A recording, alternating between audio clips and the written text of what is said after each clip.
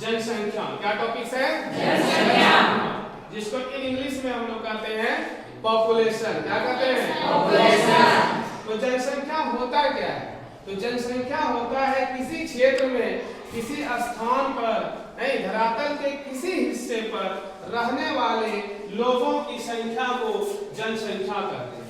धरातल के किसी क्षेत्र में निवास करने वाले लोगों की संख्या को क्या कहते हैं? जनसंख्या कहते हैं। किसी वर्ष, दूसरा क्वेश्चन है, पर किसी वर्ष प्रति 1000 व्यक्तियों में, अगर हम एक क्षेत्र को देखते हैं, एक क्षेत्र को लोकेट करते हैं, मान लो ये क्षेत्र है, तो इस क्षेत्र में हम देख रहे हैं कि पिछले साल कितने लोग थे, पिछले साल कितने लोग थे और इस साल कितने लोग हुए, यानी बच्चों का जन्म हुआ और मृत्यु जो हुआ, तो देख रहे हैं पिछले साल इस क्षेत्र में जो है 5000 लोग थे। कितने लोग थे? 5000। लेकिन इस बार हम देखते हैं तो लोगों की संख्या बढ़कर हो गया 5025। कितना हो गया? 5025। तो इसको हम लोग बोले 25 में जनसंख्या में कितना होगा? 25 लोगों की वृद्धि भी। जनसंख्या में कितने लोगों की वृद्धि भी? 25 लोगों की वृद्धि भी। तो जनसंख्या में जो वृद्धि हुआ उसको जनसंख्या वृद्धि कहते हैं, और जनसंख्या में जिस दर से वृद्धि हुआ उसे जन्म दर कहते हैं। क्या कहते हैं? जन्म दर कहते हैं। ठीक उसी प्रकार क्वेश्चन नंबर 3, किसी वर्ष प्रति 1000 व्यक्तियों में मरने वाले लोगों की संख्या को क्या कहते हैं? मृत्यु दर। क्या कहते हैं? मृत्यु दर। जन्म दर को इंग्लिश में कहते हैं बर्थ रेट। बर्थ माने जन्म, जैसे किसी बच्चों का हम लोग बोलते हैं डेट ऑफ बर्थ, तुम्हारा क्या है, जन्म तिथि क्या है, तो ठीक उसी प्रकार से किसी वर्ष प्रति 1000 व्यक्तियों में मरने वाले लोगों की संख्या को क्या कहते हैं? मृत्यु दर। उसको कहते हैं मोर्टेलिटी रेट। कौन रेट? मोर्टेलिटी रेट, मृत्यु दर। ठीक है। क्वेश्चन नंबर नेक्स्ट, 2011 की जनगणना के अनुसार भारत की जनसंख्या लगभग कितनी है?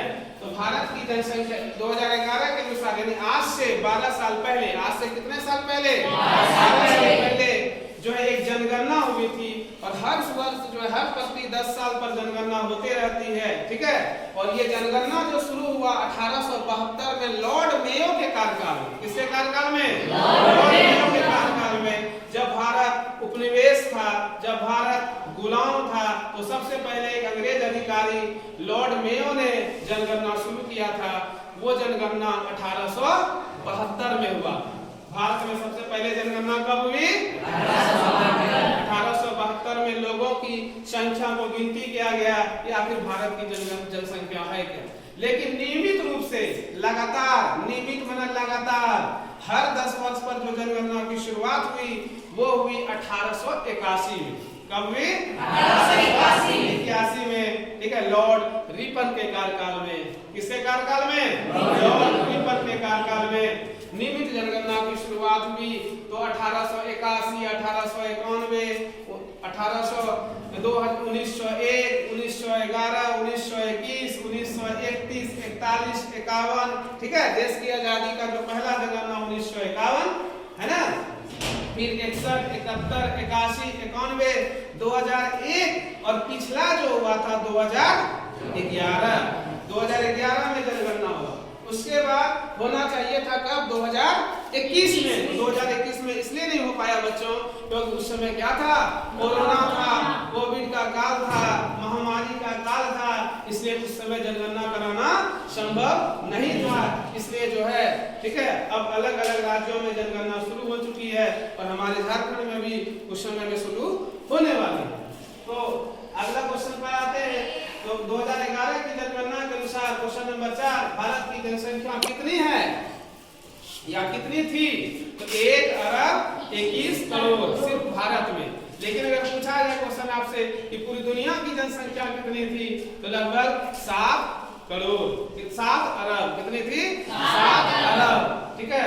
लेकिन आज वर्तमान समय में अगर देखा जाए तो विश्व की जो जनसंख्या है वो जनसंख्या है 8 अरब, और भारत की जो जनसंख्या है वो हो गई है कितना? 1 अरब 40 करोड़। कितना हो गई है? 1 अरब 40 करोड़। ठीक है। नेक्स्ट देखते हैं, प्रति 1000 पुरुषों पर महिलाओं की संख्या के अनुपात को क्या कहते हैं? तो हम लोग जानते हैं कि भारत में जो है ना, बहुत सारी कुरीतियों के कारण बेटी इनको जो है गर्भ में ही उनको जो है ना मार दिया जाता है, जिसके कारण से नेचुरली रूप से जो जन्म होते हैं वो बराबर होते हैं। अगर एक लड़की भी तो एक लड़के लोग इस तरह से बराबर होना चाहिए, लेकिन देखा जाता है तो ये जो है ना प्रति 1000 पुरुषों पर महिलाओं की संख्या का अनुपात जो होता है वो कम है, यानी कि 1000 अगर लड़के का जन्म हो रहा है तो लड़कियों का जन्म क्या हो जा रहा है, कम हो जा रहा है। क्योंकि बहुत सारे लोगों के मन में भ्रांतियां अभी भी है कि बेटी जो होती है वो अभिशाप होती है, सभी दुखों का कारण होती है, ठीक है। तो इस प्रकार से उत्तर वैदिक काल में भी कह दिया कि बेटियां जो होती है वो क्या होती है, सभी दुखों का कारण है। ऐत्रेय ब्राह्मण में कह दिया सभी दुखों का कारण जो है बेटियां है। उसके बाद किसी और जो है ग्रंथ में कह दिया कि जो बेटियां जो होती है ना, जुआ और शराब के बाद तीसरी बुराई है, जुआ और शराब के बाद तीसरी बुराई बेटियां हैं। लेकिन वर्तमान समय में ऐसी कोई बातें नहीं है, फिर भी लोगों के मन में भ्रांतियां और कुरीतियां के कारण, ठीक है, लोग जो है बेटियों को गर्भपात करा देते हैं, जो कि कानूनन अपराध है। इसलिए बेटियों की कुछ संख्या क्या हो जाती है, कम हो जाती है। इसलिए इस चीज को क्या नाम देते हैं, इस अनुपात को, इस अनुपात को नाम देते हैं लिंगानुपात। क्योंकि दो तरह का हम लोग अपना निर्धारण करते हैं, स्त्रीलिंग और पुल्लिंग। जो पुरुष लड़के जो होते हैं बच्चे, उसको हम लोग कहते हैं पुल्लिंग, और जो लड़कियां होती हैं उसको कहते हैं स्त्रीलिंग। तो इसको हम लोग कहेंगे प्रति 1000 पुरुषों पर महिलाओं के अनुपात को लिंगानुपात कहेंगे। लिंगानुपात का इंग्लिश होता है सेक्स रेशियो। क्या होता है, सेक्स रेशियो। नेक्स्ट में आते हैं 2011 की जनगणना के अनुसार साक्षर कौन है, साक्षर माना, ठीक है, इसमें जो है पढ़े लिखे लोग कितने, लिटरेट लोग कितने हैं, साक्षर होते क्या हैं। तो साक्षर होते हैं वो व्यक्ति, वो बच्चे जिनकी उम्र कम से कम 7 वर्ष, कितना हो, 7 वर्ष, और 7 वर्ष के साथ ही वो किसी भाषा को पढ़ लिख या बोल सकता है। क्या कर सकता हो, पढ़ लिख या बोल सकता है। हाँ, उसे हम लोग साक्षर कहेंगे। तो साक्षर वो व्यक्ति है या वो बच्चे हैं जिसकी उम्र 7 वर्ष से अधिक है और वो किसी एक भाषा को लिख पढ़ बोल सकता है। अगला आते हैं 2011 की जनगणना के अनुसार किस राज्य की जनसंख्या सबसे अधिक है। तो सबसे अधिक जो जनसंख्या वो किस राज्य की है, उत्तर प्रदेश की है। किस राज्य की है, उत्तर प्रदेश। उत्तर प्रदेश की राजधानी बताइए, लखनऊ। Very good. उत्तर प्रदेश की राजधानी लखनऊ है। उत्तर प्रदेश सबसे बड़ा जो है, ठीक है, जनपद वाला राज्य भी है। उत्तर प्रदेश में 75 जिले हैं। कितने जिले हैं, 75। इस प्रकार हमारे झारखंड में 24 जिले हैं, उत्तर प्रदेश में 75 जिले हैं, ठीक है। उनकी जनसंख्या लगभग पाकिस्तान के बराबर है। उत्तर प्रदेश में जितने लोग हैं लगभग 20 करोड़ लोग हैं उत्तर प्रदेश में। पाकिस्तान में 18-19